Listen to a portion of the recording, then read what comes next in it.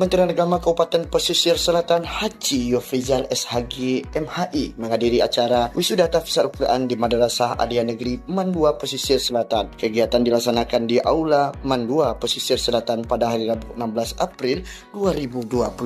Acara tersebut dihadiri oleh ratusan siswa, orang tua, serta sejumlah pejabat dan tokoh agama di daerah Kabupaten Pesisir Selatan.